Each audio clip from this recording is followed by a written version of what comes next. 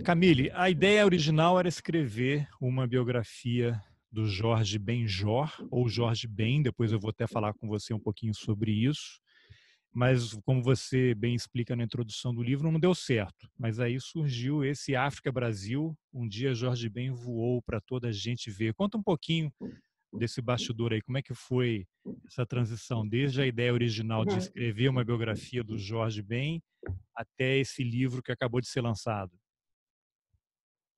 Eu, lá por 2008, eu conheci o Jorge Ben, já era fã, né? Já tinha os discos e tudo. E eu acabei conhecendo ele de uma maneira bem inesperada. Eu estava assistindo a um desfile da Gisele Bündchen, e aí não tinha lugar, estava cheio e tal. A minha editora, na época, me apontou um lugar para sentar. Quando eu vi, era o Jorge Ben do lado. E aí, no início, eu fiquei falando para ele, fiquei tentando conversar normalmente, perguntando dos desfiles, aquela coisa. Ele estava com o filho mais novo, Gabriel. Mas eu acabei falando que era fã e tal, que eu conhecia a obra dele e tudo. E isso, o Jorge, ele sempre se dividiu entre a Flórida e o Rio de Janeiro, né? Quer dizer, ele já morou em São Paulo também, mas há uns anos ele tinha um apartamento aqui e lá na Flórida, que ele já morou em algumas cidades diferentes lá. E aí ele sempre vinha, assim, ou em época de shows, ou na época de férias, muitas vezes com o Gabriel. O Gabriel é músico também, então ele conhece vários amigos meus e tudo. E aí era uma época que eu estava esbarrando muito com o Jorge. Ele ia sempre no Corujão da Poesia, que é um sarau que tem aqui, e que tem esse nome porque acontece de madrugada. Começa meia-noite e vai até altas horas. Eu até conto no livro, né? Uma vez eu vi o Jorge posando para uma capa de revista quase 5 da manhã no Leblon, assim, depois do Corujão. Então foi uma época que eu esbarrava sempre com ele, estava muito fissurada na obra dele, e, e aí ele já me reconhecia e tal, sabia meu nome. E a minha editora na época também, eu trabalhava no jornal. E aí eu falei para ela, poxa, será que o Jorge não deixa a gente escrever a biografia dele? E aí tinha tido aquele momento do Roberto Carlos, né? Que ele mandou recolher os livros. Tá. E o A, autor a ideia, passou 10 anos a fazendo. ideia então tinha sido da sua editora à época que Não, a ideia foi minha. Eu tá, propus da gente fazer junto, tá. porque eu sabia que seria uma missão grande, assim, né? Fazer uma biografia. Então, propus a ela de nós fazermos juntas. Achei que Aham. seria legal, duas mulheres fazendo, né? O jornalismo musical até hoje tem pouco espaço para as mulheres. E aí a gente tinha até uma editora interessada, mas o editor deixou muito claro,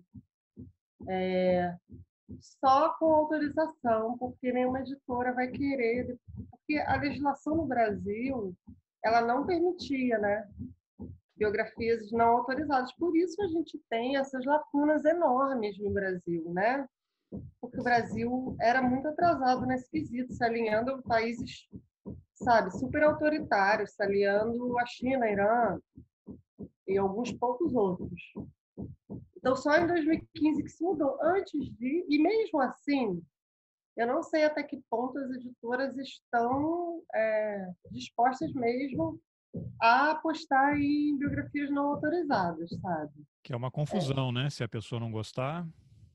E eu acho que assim, é uma pena, né, que os artistas aqui no Brasil tenham essa cabeça, porque acaba perdendo a memória, né? A nossa memória é que perde, né? O meu próprio livro, ele tem histórias que não são histórias assim inéditas, são histórias que eu recuperei de jornais de época. E por que essas histórias caíram no esquecimento se a gente está falando de um dos grandes nomes da MPB? Né? Caíram também porque a gente tem essa restrição. Caiu a lei, graças a Deus, que acho que a gente precisa, entendeu? recuperar a memória da nossa música. Eu até entendo por um lado, né? Ainda mais essa geração de 70, que foi quem encampou mesmo a tentativa de barrar a liberação, né? O Brasil é um país muito hipócrita, né? E acho que eles viveram tempos muito livres, né? E eu acho que eles têm medo de serem julgados, né? De ter muito julgamento, então eles estão tentando proteger.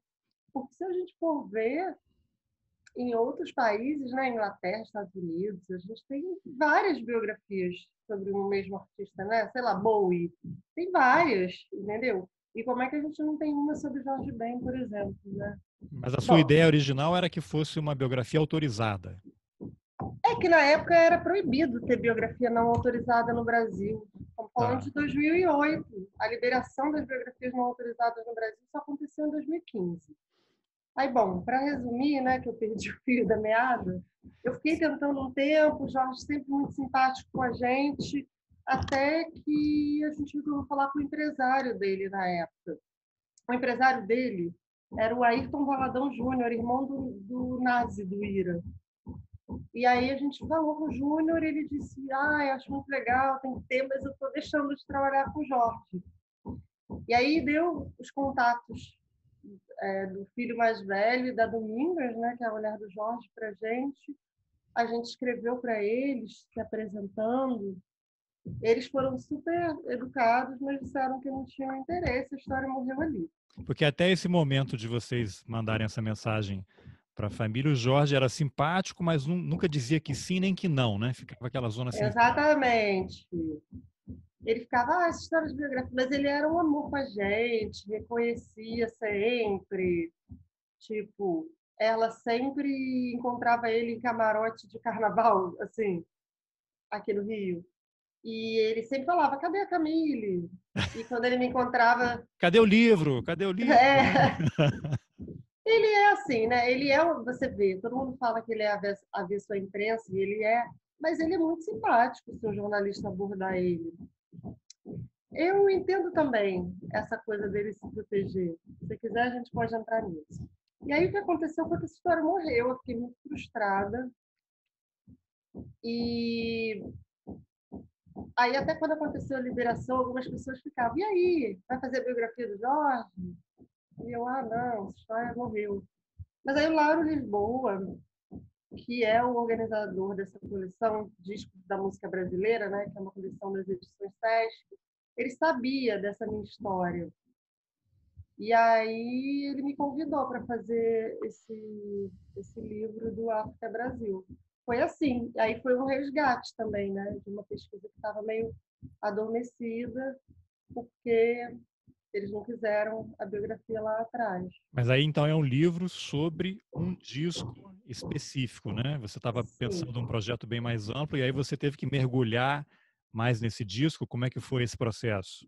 Isso, mas eu também percebi que eu não podia simplesmente chegar e contar a história do disco sem fazer pelo menos um resumo, né, da trajetória do Jorge. É uma E é mini isso que biografia, né? Quando você lê ele, tem a história dele, tá lá, né?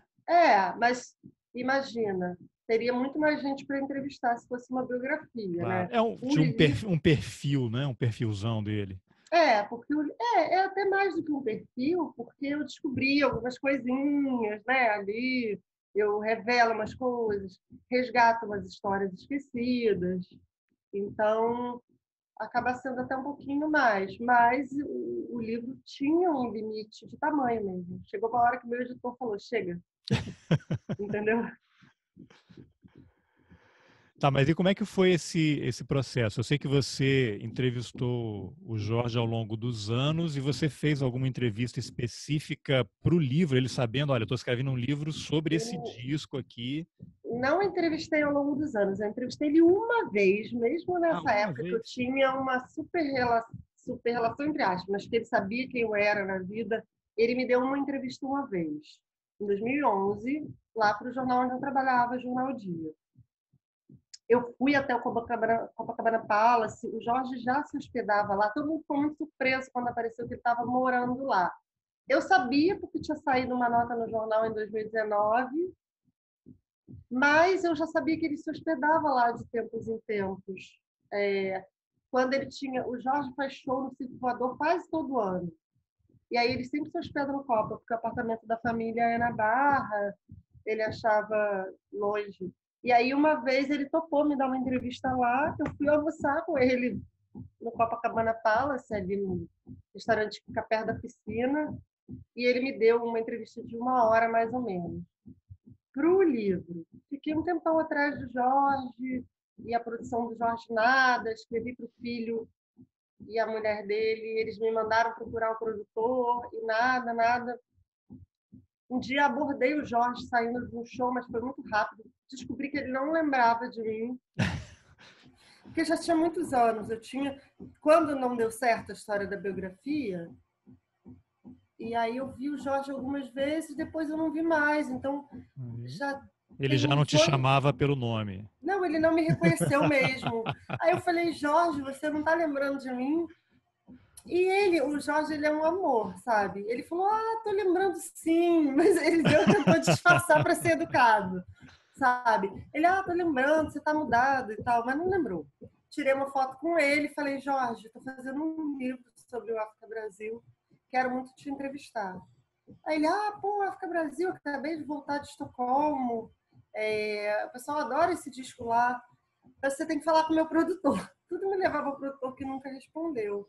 Essa entrevista, eu conto ali, né? Eu já tinha entregue o livro sem entrevistar o Jorge, uma frustração, mas enfim, prazos, né? Claro. Do editor e tudo. Quando eu estava trabalhando num outro projeto de uma jornalista de música também chamada Cristina Fuscaldo. Ela tem um livro sobre a Legião, um livro sobre os Mutantes. E era um projeto em que ela entrevistou vários medalhões assim da MPB. E eu não posso contar o que é ainda, porque ainda não foi lançado, tem toda uma coisa de esperar ser lançado. Com a pandemia, essas coisas de 2020, né? Sim. Tudo atrasado. E aí a Cristina estava entrevistando vários desses medalhões, só que alguns foram sendo difíceis, né, para variar. E o Jorge foi um deles. E aí, quando rolou a entrevista do Jorge, ela já estava enrolada com outras coisas do projeto, ela não podia fazer. E ela sabia que eu tinha uma pesquisa sobre o Jorge, até fiz um texto sobre o Jorge para o projeto. E foi assim, muito de supetão. O Jorge vai dar uma entrevista hoje. Você topa fazer? Eu falei, lógico. E aí ainda tentei, foi meio difícil, e acabei conseguindo fazer por telefone, ele lá no Copacabana Palace, isolado, aproveitei para perguntar um pouco como ele estava isolado. E aí foi isso, eu fui entrevistando ele, fiz as perguntas do projeto logo e fui fazendo perguntas até ele dizer que ele tinha que desligar. E nisso a gente ficou quase 1 hora no telefone. Não foi minha entrevista dos sonhos para o livro, mas ao menos foi, né? Que eu estava muito frustrada. Acho que foi essa entrevista que ele reclama que o pessoal erra a idade dele, do nome, das origens e não sei o quê. Da idade. Ele não gosta dessa história da idade. Eu acho que ele é um cara imortal, Highlander, né? Não sei. Ele realmente, para a idade dele, né? O Jorge, em 2020 não vi, porque não teve, mas o Jorge, sempre em abril, ele faz show no Circo Voador do Rio. Sempre. E eu vou todo ano. São shows lotados e tudo. E ele fica quase 3 horas, assim, pulando, sabe? Ele tem fôlego, né? Disposição, ele tá muito bem, né?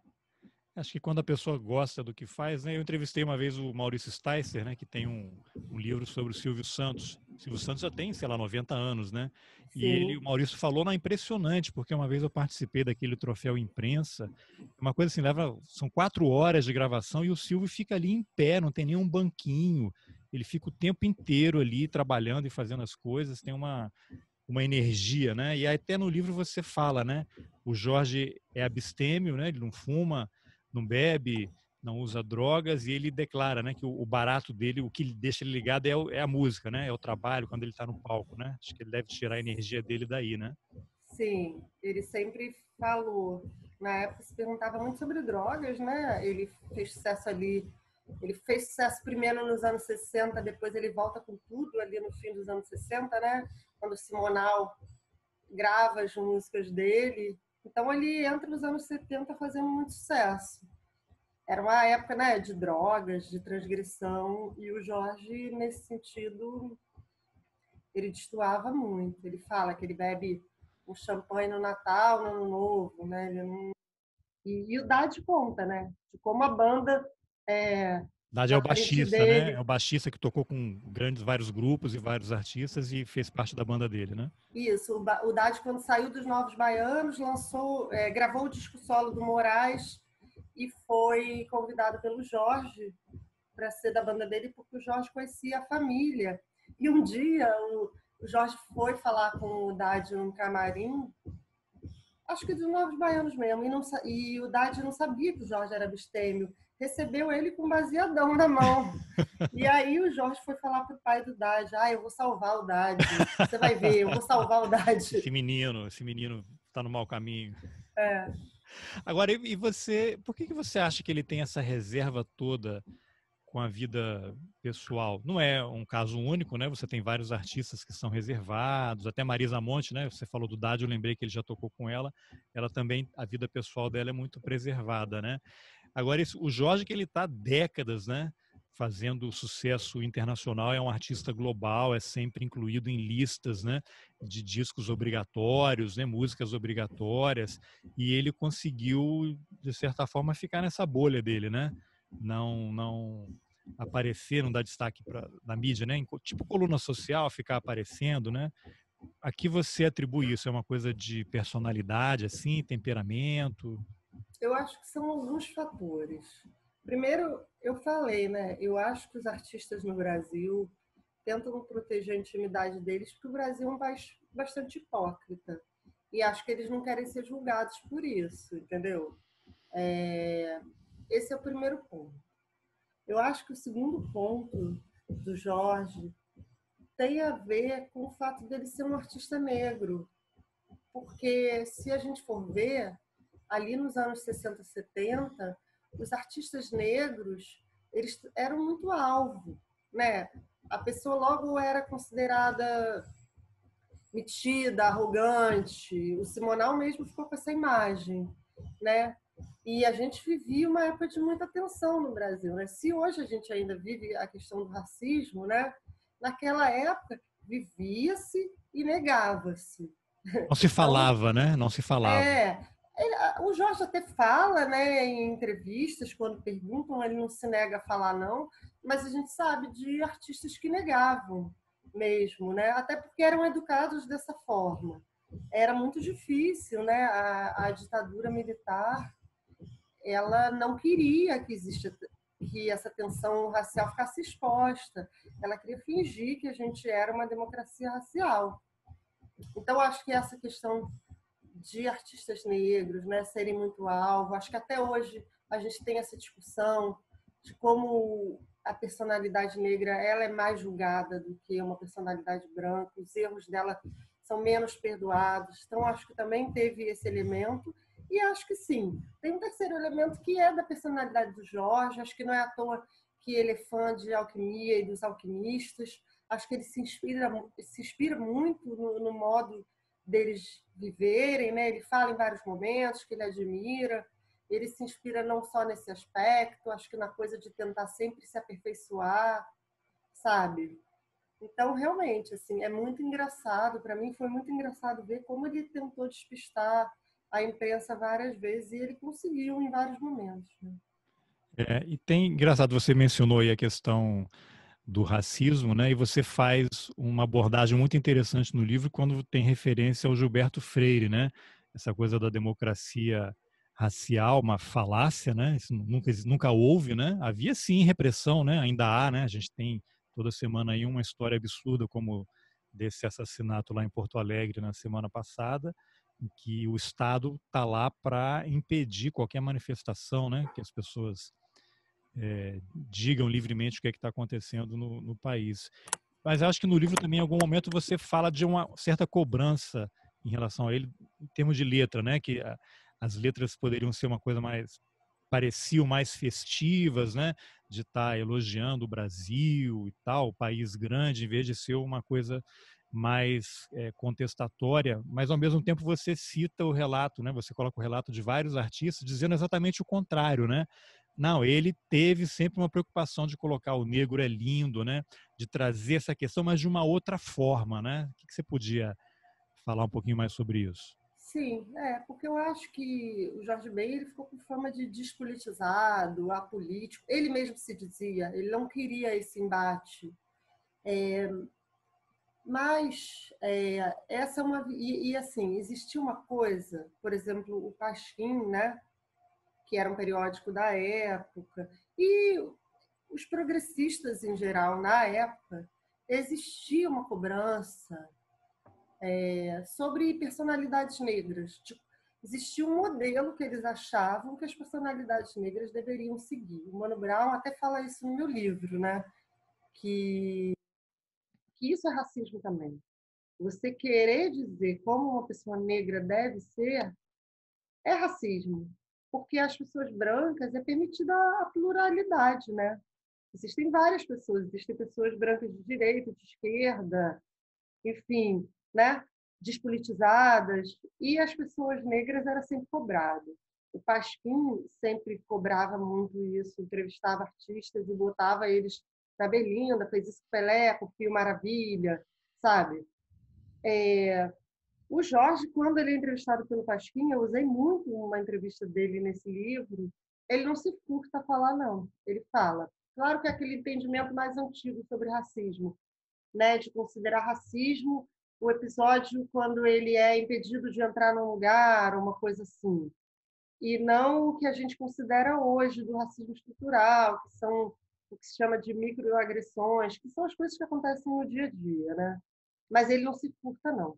Só que quando ele lança País Tropical, quer dizer, na verdade, quando o Simonal grava e é um sucesso enorme, ele é muito criticado, sim, porque o país estava vivendo um período sombrio, né?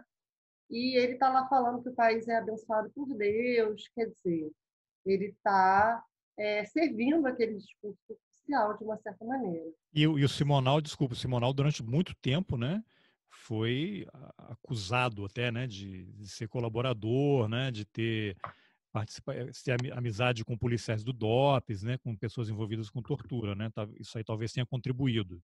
Sim, mas isso foi depois, né? A história do Simonal foi Foi mais depois. tarde, né? Sim, o Simonal, quando ele grava as músicas do Jorge, é ali no fim dos anos 60.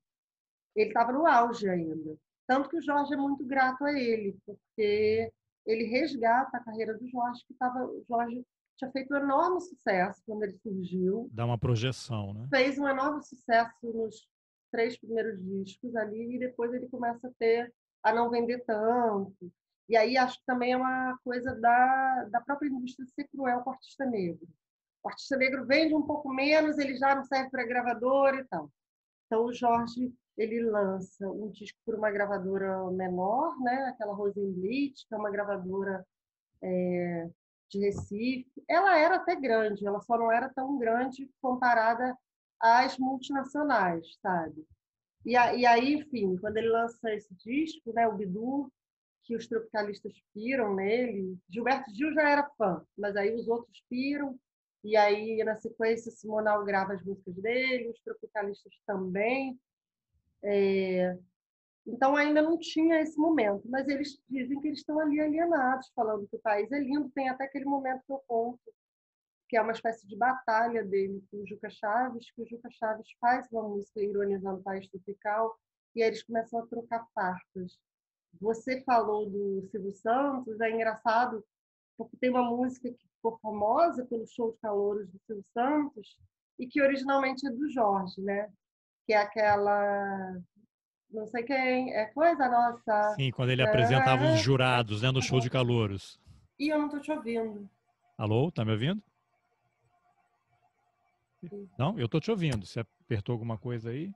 Ah, agora estou te ouvindo. Botou... Tá, essa música aí é quando o Silvio Santos apresentava os jurados no show de calouros, né? Isso. E o Jorge que fez originalmente, sai no compacto do Pasquim. E a original se chama Cosa Nostra, cita os jornalistas do Pasquim, mas ele solta umas farpas contra o Juca Chaves também. Ah, legal. Agora, as letras das músicas do Jorge, hoje, olhando hoje, né? Muitas não pegam muito bem, né? Eu estava outro dia, por conta da entrevista, eu fui ouvir de novo aí o disco África Brasil e tem a música Meus Filhos, Meu Tesouro, né? Eu tenho uma filha de 9 anos, né? Estava ouvindo aqui na hora do almoço com minha esposa e tal. E aí ele fala dos 3 filhos, né? Do o que eles gostariam de ser. Arthur Miró queria ser jogador de futebol, Jesus Correia queria ser tesoureiro, presidente ou liberal, e a Anabela Gorda queria ser dona de casa atuante ou mulher de milionário. Quer dizer, hoje isso é um absurdo, né? Já deveria ser na época, mas a sociedade pensava de outra forma. Eu tenho uma filha de 9 anos, a gente tem que explicar, filha, não, você pode ser o que você quiser na vida, e será, né? Basta você querer. Então, o que você pode falar um pouquinho desse período dele? Lógico que isso tudo tem um contexto, né? Ele é um artista também produto da sua época, mas o que você pode falar sobre essas letras que hoje não causam um estranhamento, né? E se tem alguma informação sobre como é que ele lida com isso hoje? Olha, eu brinco que se brincar pega o machista, não sobra um na música brasileira, né? A gente vai ter muitos momentos, né? O Jorge não é diferente.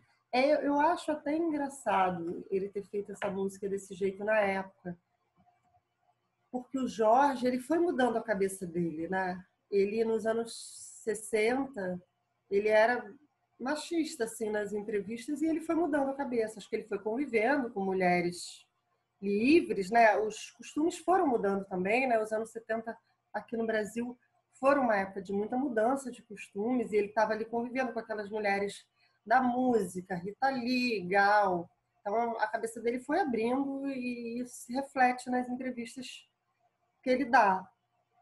Então eu acho curioso ele ter feito essa música a essa altura, porque eu acho que ele já tinha uma cabeça diferente. Mas eu acho que também não é justo ficar desenvolvendo o machismo muito sobre o Jorge, porque eu acho que a gente encontra isso mais presente em outros artistas, nas obras de outros artistas. Embora eu não esteja negando, não, tá? Porque eu sou fã, mas acho que a gente tem que ter um olhar objetivo, né? Mas o Jorge ele tem um papel muito importante que merece que a gente olhe com atenção, que é a questão da mulher negra. O Jorge, a maneira como ele retratou a mulher negra na obra dele é muito importante, porque a gente não tinha isso muito na época. Ele exalta, ele diz que é linda, ele diz que ele quer casar, ele diz que ela é o amor dele, é a mais linda da festa. E isso é até revolucionário, você ter um artista mainstream cantando essas coisas, porque a população negra ela já pouco se via na música que estava na TV e nas rádios, né? E, e aí, por isso que ele é tão importante para o Mano Brown, por exemplo, né? Porque ele está cantando a história das pessoas negras, ele está cantando a cultura das pessoas negras e ele canta especificamente a mulher negra também. Então, eu acho que hoje que a gente fala tanto de outras questões, fala que o feminismo não pode ser só branco, né? As pessoas negras estão falando isso, as pensadoras negras estão falando isso. Eu acho que a gente tem que também trazer a discussão, né, para os dias de hoje e ter esse olhar para ele, né? Porque eu acho que é isso. Quando os progressistas da época estavam chamando o Jorge de alienado, eles estavam tendo uma visão muito branca da coisa. Porque, em termos de população negra, o Jorge estava sendo muito importante. O Jorge ele estava construindo um imaginário negro positivo, como se diz, né? Ele cantava histórias de figuras negras históricas ou de personagens que ele inventava, mas ele enaltecia. Ele cantava falando como ele sendo uma pessoa negra, o que já era bastante revolucionário para a época por causa dessa coisa da democracia racial, né? você se dizer negro já era mal visto, né? Não, não existe isso, no Brasil todo mundo é misturado, né? É um discurso que alguns têm até hoje. Então, isso tudo, na época existia uma polarização como a gente tem hoje, mas acho que a gente hoje tem acesso a discussões que o movimento negro levantava na época, né? Então, hoje essas discussões estão mais democratizadas, digamos assim. É Então, a gente interessante, tem porque acesso. enquanto ele era acusado de fazer um trabalho alienante, ele estava produzindo exatamente o contrário, né?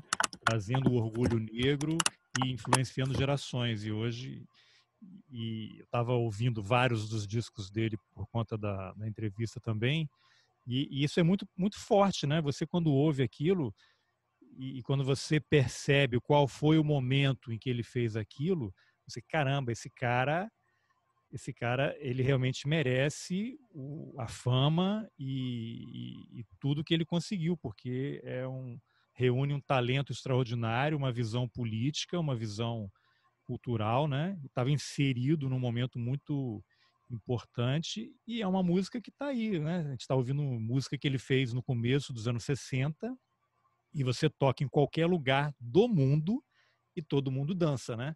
Ela é totalmente atual.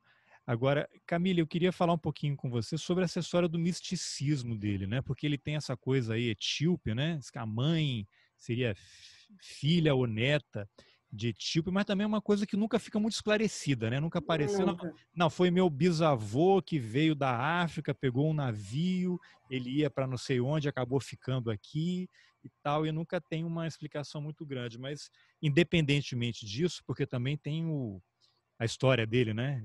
Também é legal ele ter isso preservado, mesmo que não seja um fato comprovado, ele é produto dessa história toda, né? Que ele herdou desses antepassados. E tem essa questão do misticismo na música, né? Você tem Tábua de Esmeralda, ele fala dos alquimistas, né?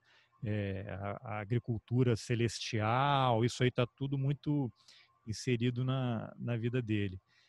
Ele é uma pessoa religiosa, assim, você sabe se ele tem relação com cultos africanos, católico, o que ele segue, como é que, ou é esse grande sincretismo, né, que resulta e aparece na obra dele?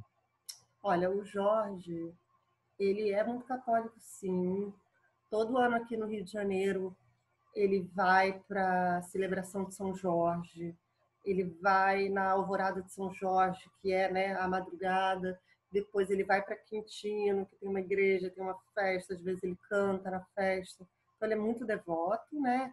E essa devoção a São Jorge aparece também na obra dele inteira, né? Que é até legal, porque tem a coisa do nome, ele mistura, enfim, tem várias coisas que ele faz a partir disso. E o Jorge foi do seminário, né? Ele foi seminarista da Igreja Católica. Acredito que, assim, uma possibilidade que eu penso, o Jorge é de origem pobre. Então, o seminário era uma possibilidade de um menino pobre ter um estudo bom. Então, acredito que possa ter sido por isso. Mas ficou isso, né? Ele diz que ele compõe em tom menor, né? Ele tem muitas músicas em tom menor, por conta da influência da música que ele cantava nessa época, que ele ouvia, Música né? religiosa mais Música religiosa, melancólica, né? ele aprendeu canto gregoriano, e o Jorge faz aqueles melismas na música dele, né? Que é aquele prolongamento da nota, que dá até uma coisa meio árabe, né? Mas ele diz que ele herdou disso, do canto gregoriano, do tempo que ele tocava e cantava música sacra. Foi nessa época também que ele disse que ele teve contato com a alquimia. Ele fala em alguma entrevista que eu achei que o avô dele era da Ordem Rosa Cruz, e aí no seminário ele vai atrás de São Tomás de Aquino, que dizem que era um estudioso de alquimia. O Jorge é muito admirador, o filho dele mais velho se chama Tommaso, que é, né, o nome italiano de São Tomás. Então, ele começa ali, já ainda na adolescência. E na entrevista que eu fiz com ele esse ano, né, ele diz que ele continua lendo. E ao longo, depois mesmo, no África Brasil ele tem músicas sobre alquimia, né? Mas ao longo da obra dele depois, ele tem também. É um tema que ele nunca deixou de citar e ele se interessa muito. E acho que... Agora, a questão das religiões de matriz africana, né? Quando ele surgiu, perguntavam muito: ah, música de macumba, você frequenta macumba? E isso era muito mal visto, né? Acho que até hoje tem gente que associa religião de matriz africana a demônio, sei lá o quê, né? Existe o racismo religioso, como se fala hoje em dia. Então, acho que também era uma coisa que ele protegia. Eu achei uma entrevista em que ele diz: ah, não, eu não frequento não, mas eu peço para Proteção. rezarem por mim, eu peço para rezarem por mim, ele fala, né? Ele, com certeza, teve contato com música, né? Eu falo no livro, e mais que nada, a primeira frase é uma frase de música de candomblé, né? É uma música em domínio público, né? Então, ele com certeza teve contato. Tem uma fala do Luiz Antônio Simas falando do violão dele, de como se assemelha a a batida, né? A um tipo de batida. Então, ele com certeza teve. E uma vez, dessa época que eu encontrava ele às vezes, ele disse que ele estudou Yorubá, por exemplo, uma época. Então, ele teve. Eu não sei nem se ele seguiu em algum momento, não posso dizer isso, se teve um sincretismo, mas a parte cultural ele assimilou, porque tem isso tudo também, na música, né? Esse sincretismo está na música dele. E a religião de matriz africana, para pessoas negras, vai além da fé, né? Porque aquilo ali é uma preservação da cultura, né? Então, por exemplo, eu penso na Marielle Franco. A Marielle Franco, ela era católica, mas ela tinha uma ligação forte com as pessoas da religião de matriz africana, porque aquilo ali preserva demais, né? Realmente é um legado que foi sendo transmitido geração após geração, né? Então, é uma resistência, né, da cultura negra no Brasil, né? Então, independentemente do Jorge acreditar ou não, mas sim, ele tem umas coisas, né? Sempre se veste branco nos shows, sempre borrifam alfazema no palco dele. Então, enfim, tem alguma ligação que talvez seja da própria coisa do Brasil misturar, né? Quanta gente é católica ou se declara católica, mas já não recorreu a um pai de santo, a uma consulta né, com o pai de santo. Então, agora, essa questão da Etiópia, também a gente não sabe se de fato teve, se ele idealizou. A Etiópia,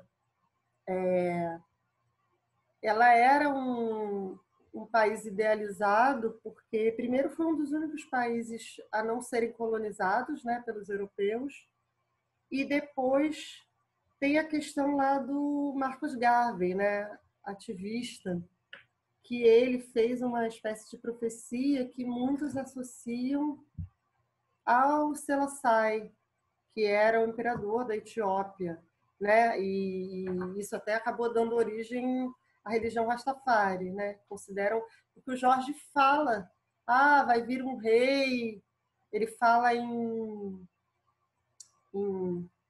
Charles Júnior. Então eu identifiquei ali uma possível leitura do Marcus Garvey. Então também a Etiópia era um ideal, né, dentro da cultura negra. Tem no livro do André Midani, o Jorge fala que ele era descendente do Selassie em algum momento. Então, não sei, fica aí na conta dos mistérios dele, né? Agora você mencionou aí a passagem dele pelo seminário, né? Acho que foi ali também. Eu não sei se ele tem uma formação musical sólida, né? O quanto que ele estudou, se ele lê música, né? Partitura, mas ele estudou vários instrumentos lá, né? Teclado, piano. e tem uma batida que é muito característica dele, que é algo que não vem do nada, né? É trabalho. Até outro dia eu vi que circulou aí nas redes sociais o trecho de uma entrevista que ele deu para o Roda Viva, e aí perguntam para ele como é que foi a batida, e não, fui criando, né? Fui desenvolvendo e aí surgiu daquele jeito, né? Foi um resultado de um processo. Você tem alguma informação qual foi exatamente a formação musical dele e que você falasse um pouquinho dessa transição dele do violão para a guitarra elétrica, né? Que ele foi muito criticado na época e já é agora uma marca dele. O Jorge, ele não tem uma formação, ele não fez conservatório de música, né? Isso era uma coisa muito perguntada a ele na época também. Mas o Jorge tem uma formação musical grande. O pai do Jorge frequentava o Salgueiro, frequentava bloco. O Jorge começou a frequentar ainda pequeno. O pai dele era compositor. Eles até, em alguns momentos na carreira do Jorge, fazem parcerias. Tem uma que ele assina como Augusto de Agosto, se não me engano, é o pai dele. E o pai dele tinha um grupo musical, também menciono isso. A mãe dele tocava violão. Então ele cresceu nesse lar musical, né? Ele desde pequeno já tocava pandeiro, desde ali a adolescência. Tocou surdo, se não me engano, no bloco. Então ele cresceu nesse lar musical. Ele fala que o pai levava ele para ver jongo. Ele deve ter visto cerimônias de matriz africana, então aquela batida, né? Então, quando ele começou a tocar violão, que ele conta que foi no exército, né? Ou seja, já com 18 anos, ele já tinha passado pelo seminário, né? Então, canto gregoriano, órgão, teclado. Então, ele já tinha muita musicalidade, né? Que isso é uma coisa que eu tento falar também nesse livro. As pessoas ficam, é uma força da natureza, ele nasceu assim. Não, é uma construção. A gente não considera, a gente enquanto sociedade tem mania de desprezar a cultura negra, né? Por ser uma cultura oral, mas é uma cultura muito sólida, né? A batida da percussão dos ritos de matriz africana. Até o Letieres Leite fala isso no meu livro, né? Eu usei o trecho de uma entrevista que ele tinha me dado uma vez, que ele fala que se a gente for atrás da raiz de toda a música brasileira, aliás, de toda a música das Américas, a gente vai chegar nos toques das religiões de matriz africana. Então é muito importante, a gente não pode desprezar algo que é a base da música sabe, dos continentes, né? Da América do Norte, América Central, América do Sul. Então, ele tem essa formação e assim, o Dade fala uma coisa sobre esse disco, que ele fala, esse disco teve um arranjador de vocais, né? Um arranjador de sopro, mas ele fala que na prática era o Jorge que dizia: eu quero isso do baixo, eu quero isso de você, entendeu? Então, ele entende muito de música, né? Mesmo não sabendo ler a partitura, mesmo não tendo tido essa educação formal, né? Um artista que é capaz disso, de dizer o que ele quer de cada instrumento e de compor da forma que ele compõe, acho que ele tem uma bagagem enorme, né? E essa transição aí do violão para a guitarra, o que que deu o clique para ele mudar? Então, também eu Dade conta isso, né?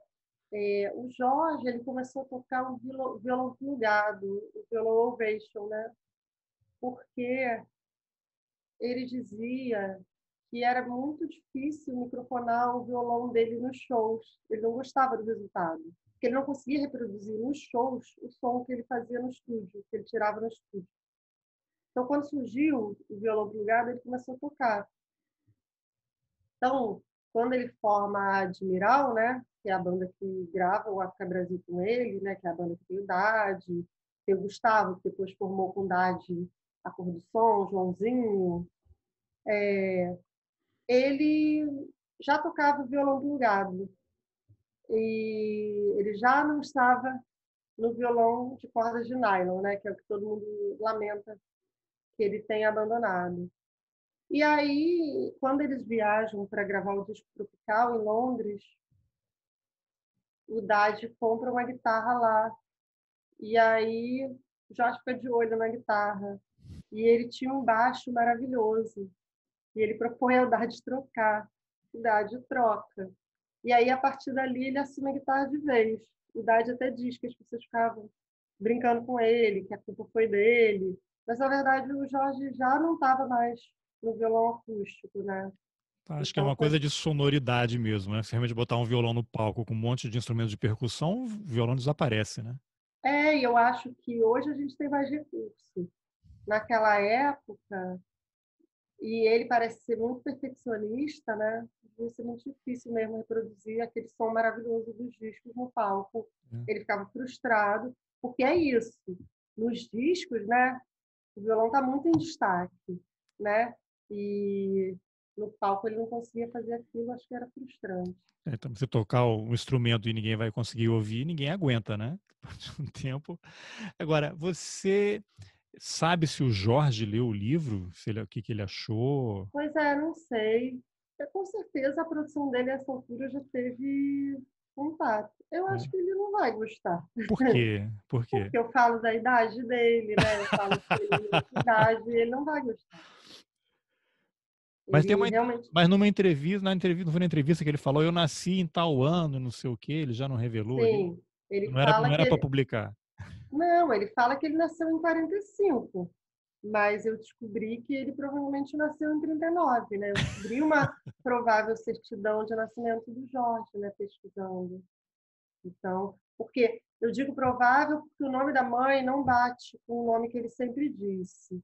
Mas, até aí, mesmo o sobrenome dele não bate com o nome que ele sempre disse, que ele dizia que ele era Jorge Duílio, não tem esse Duílio no sobrenome dele, entendeu? Uhum. Ele até botou isso nos filhos, mas ele é Jorge Lima Menezes, né, no registro.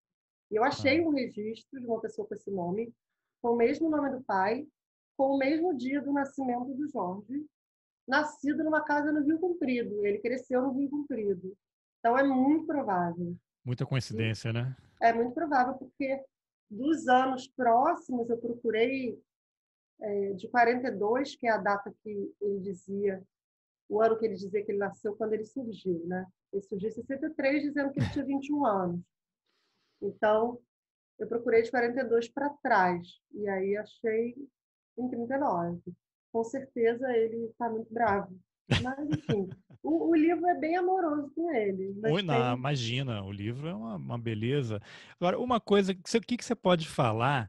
Porque eu tenho 51 anos, foi sempre o Jorge Ben. Aí teve um determinado dia que ele virou Jorge Benjor. Eu lembro de uma entrevista dele que eu assisti, não sei se foi para o Jô Soares, não sei onde é que foi, que ele explica a mudança. Aí ele diz que estava tendo muito problema com o direito autoral, o pessoal estava confundindo o nome dele com George Benson. Isso eu assisti ele falando isso. Sim. Mas é uma coisa que nunca ficou muito clara. Aí o pessoal especulava, não, é numerologia e tal. O que você pode falar sobre essa mudança aí do nome dele?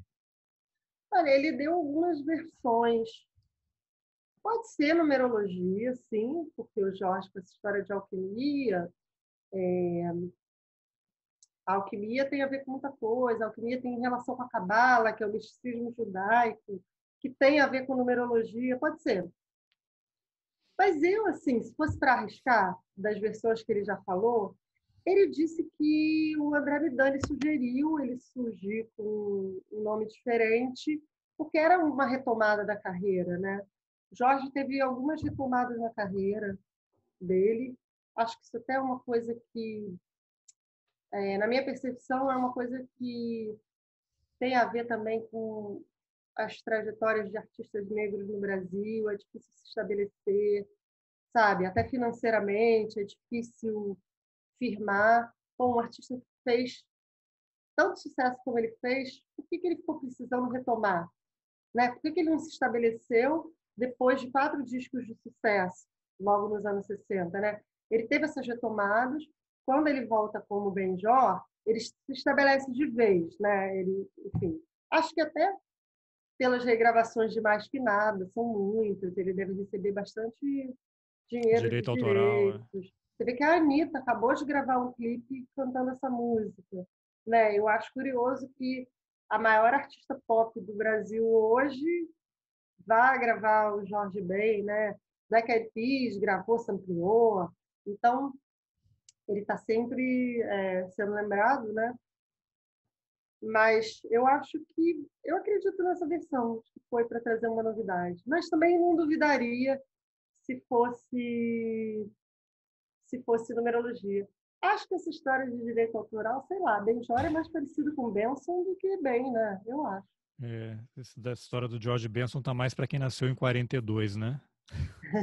Exatamente. Agora, Camille, não dá para falar do livro sem falar um pouquinho de você também. Você é pesquisadora musical, né, jornalista, e aí eu estava vendo aqui, apareceu na minha timeline no Twitter, a gente se conheceu, inclusive já deixo aqui um agradecimento ao nosso amigo, que eu só conheço virtualmente, que é o Messier Serge Katemberrar, também conhecido como Serge Katz, né, que Sim. ele postou lá o seu livro, e aí que eu fiquei sabendo.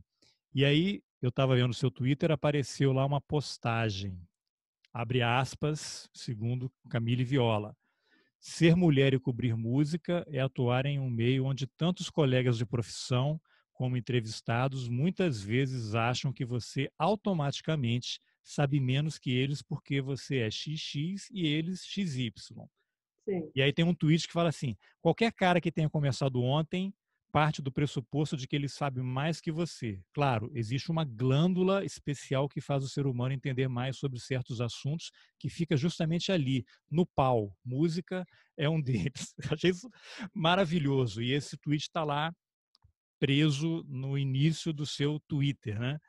Sim, é Como é um que é ser, fio. ser mulher, um fio enorme, um novelo maravilhoso? Como é que é ser mulher e cobrir música? É isso mesmo que eu falo ali no fio. Eu acho que a gente está começando aos poucos a mudar, ainda bem, né? Primeira entrevista que eu dei do meu livro foi para uma mulher, então acho que é um sinal da mudança. Claro que assim, eu não acho que eu inventei a roda, né? A gente tem ao longo da história várias mulheres que escreveram sobre música, né? Várias jornalistas que se debruçaram. Tem Ana Maria Baiana, que é uma que todo mundo lembra, é a única que todo mundo lembra. Tem Regina Zappa, né, que escreveu sobre Chico Buarque, sobre Gilberto Gil. Mas é inóspito, sim. Geralmente partem do pressuposto que a gente não entende. Eu até estava brincando esses dias. Nossa, tanto de homem que já veio me ensinar sobre Jorge Ben, desde que meu livro começou a ser noticiado. É isso, é difícil sim, é difícil quando você trabalha em redação emplacar as pautas, às vezes você não emplaca, aí teu colega homem, passado um tempo, emplaca na capa a mesma pauta que você vendeu. É difícil às vezes para os entrevistados que acham que você não vai saber falar. Acho que a gente é bem mais cobrada. Se a gente errar, sabe, a gente vai receber muito mais dedo apontado, existe mais condescendência com os homens. E assim, falta diversidade, né, nesse meio do jornalismo musical, na crítica musical também. Ao longo da história da música aqui no Brasil, essa crítica foi sendo feita por homens brancos em maioria. Sempre, claro, alguém vai dizer, eu conheço uma mulher, eu conheço um homem negro, sim, mas estou falando de uma maioria, né? E isso também impacta as carreiras dos artistas, né? Porque é um único tipo de olhar. Então, não tem como, né? A forma como as mulheres são entrevistadas, como as mulheres compositoras recebem críticas do seu trabalho, tudo isso está contaminado por isso. Não existe olhar neutro, né? Não existe um olhar neutro. Então, se só homens brancos ficam olhando para o trabalho dos artistas, isso eu vejo até em relação ao Jorge, né? O Jorge, mesmo quando ele foi elogiado, eram olhares assim, contaminados por preconceito, né? Sabe? Ele era chamado de selvagem, ele foi construída uma imagem de um artista ingênuo, que não sabe como criou. Claro que ele sabe. Provavelmente ele não quer entregar, porque ele é esse cara reservado mesmo. Mas é claro que ele sabe. Ele disse isso na primeira música dele. É esse samba que é misto de maracatu, é samba de preto velho e samba de preto tu. Ali ele já está dando um pouco do caminho, né? O que é samba de preto velho? Música de terreiro, né? Esse Já samba que é mandou a misto de nota, né? maracatu. Já mandou a nota. Então assim, ele sabe muito bem, né? Ele sabe muito bem. Só que ele é considerado ingênuo em vários momentos, assim, até mostra um pouco disso. E isso é um resultado desse olhar único, né? Então, o que eu, outras mulheres, estamos querendo dizer? Não é que, guerra aos homens, os homens não podem mais escrever. Não é isso. A gente quer espaço para mulheres, para pessoas negras, a gente quer diversidade de olhar, entendeu? Porque isso é importante, porque isso interfere sim na forma como os artistas vão receber críticas, como eles vão ser entrevistados. A gente teve uma história que viralizou de uma entrevista com a Lizzo, né, cantora norte-americana, que era ela só dando fora no jornalista. O jornalista fazendo umas perguntas, tipo, ele falou que, por exemplo, que ela estava fazendo sucesso só porque ela era negra e gorda, entendeu? E era um homem branco. Então, eu acho que a gente tem que olhar para isso sim. Acho que o Lauro Lisboa, né, que é o organizador da coleção, ele já olhou para isso quando ele me convidou para fazer um dos livros, né? Ele já queria ter mais diversidade. Ele convidou a Cristina Fuscaldo também para fazer um dos livros da coleção mais para frente. Então, eu acho que as coisas estão aos poucos mudando. Que bom, né? Porque eu acho que a gente, historicamente, existe um apagamento de mulheres também, né? A Cris fez uma tese de doutorado em letras sobre cantautoras. Ela pegou algumas cantoras e compositoras brasileiras. E aí ela vai mostrando apagamento, barreiras que elas passaram.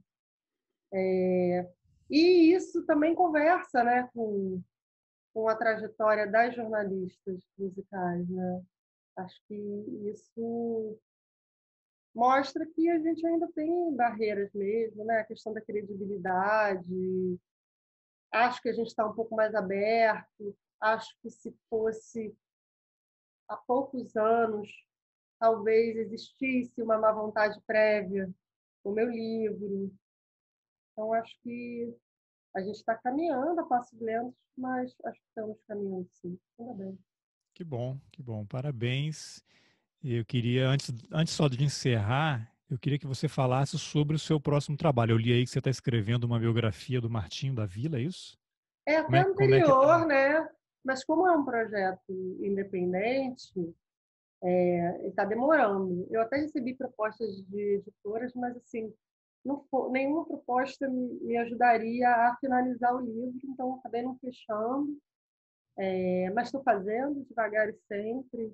Com a colaboração dele? É, colaboração sim, eu já entrevistei ele várias vezes, mas ele não se mete, sabe? Realmente Martinho tem uma cabeça muito legal e à frente nesse sentido, Não se sabe? mete no sentido assim, de te dar liberdade para você procurar e perguntar o que quiser, onde quer que você vá. No início ele dizia assim, ele me disse, não vai falar só bem de mim não, né? É, pode entrevistar quem fala mal. E ele ficava dizendo assim, por mim eu nem te dava entrevista, entendeu? Você vai fazendo, vai fazendo. Então ele tem uma cabeça aberta, acho que ele é um artista que foi à frente do tempo dele em vários aspectos, e acho que ele entende a importância de uma biografia para a memória, né? Ele tem livros de memórias, ele tem, se não me engano, 2 livros de memórias, Escreve crônicas mas também, né? sim, não, aí livro de literatura ele tem vários, mas digo livros sobre a história dele, né? Ele tem 2 livros de memórias. E,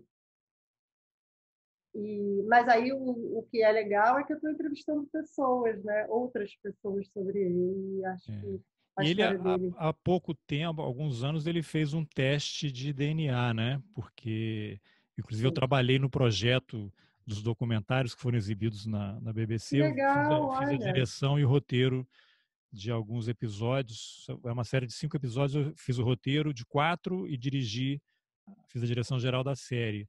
E ele tem uma ligação muito forte com Angola, né?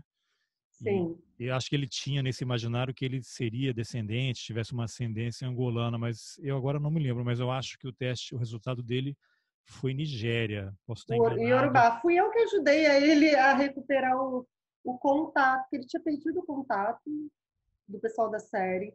E aí eu pedi ajuda para Flávia Oliveira, jornalista, Sim, quando eu vi que a que ela, Flávia também participou do projeto. ela escreveu uma coluna sobre. Aí eu falei, Flávia, você me ajuda? Martinho perdeu o contato do pessoal, ele precisa saber.